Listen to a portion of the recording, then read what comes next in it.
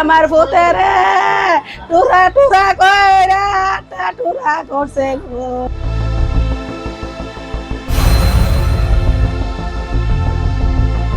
নিজের সাজানো সংসার, স্ত্রী আর অবুঝ সন্তানদের ফেলে রেখে যখন একজন মানুষ পরকীয়ার মরণ নেশায় অন্ধ হয়ে যায়, তখন তার পরিণতি কতটা ভয়াবহ হতে পারে তারই এক জীবন্ত দৃষ্টান্ত সৌদি প্রবাসী মুকাররম। দূর প্রবাসী থেকেও পরিবারের চোখ ফাঁকি দিয়ে মুকাররম মত্ত হয়েছিলেন অন্য এক নারীর অবৈধ প্রেমে। ঘরের মানুষকে না জানিয়ে গোপনে দেশে ফিরে এসেছিলেন সেই পরকীয়া প্রেমিকার ডাকে। কিন্তু তিনি বুঝতে পারেননি যে অবৈধ ভালোবাসার টানে তিনি সবকিছু ফেলে ছুটে এসেছেন তা আসলে ভালোবাসার কোনো স্বর্গ ছিল না, ছিল এক বিভীষিকাময় মৃত্যুর ফাঁদ।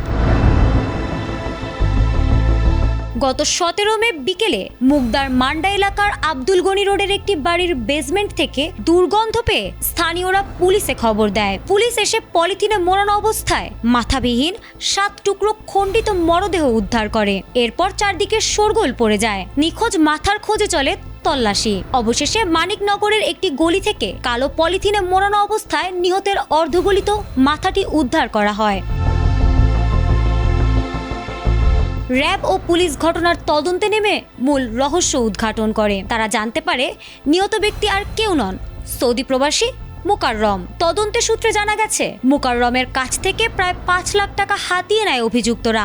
এরপর চিরতরে তাকে সরিয়ে দেওয়ার পরিকল্পনা করা হয়। ঠান্ডা মাথায় প্রথমে তাকে ঘুমের ওষুধ খাইয়ে অচেতন করা হয়। এরপর নির্মমভাবে শ্বাসরোধ করে হত্যার পর তার দেহকে ধারালো অস্ত্র দিয়ে 8 টুকরো করা হয়। পরিচয় গোপন করতে মাথা ও ধর আলাদা করে পৃথক স্থানে ফেলে দেওয়া হয়। লাশ গুম করার পর অপরাধ ঢাকার আনন্দে তারা ঘরে বিরিয়ানি রান্না করে পার্টিও করেছিল। এই ঘটনায় জড়িত থাকার অভিযোগে হেলেনা বেগম ও তার 13 বছরের মেয়ে হালিমাকে গ্রেপ্তার করা হলেও এই ঘটনার মূল হোতা ও পরকীয়া প্রেমিকা এখনো পলাতক রয়েছে, যাকে আইনের আওতায় আনতে অভিযান অব্যাহত রয়েছে।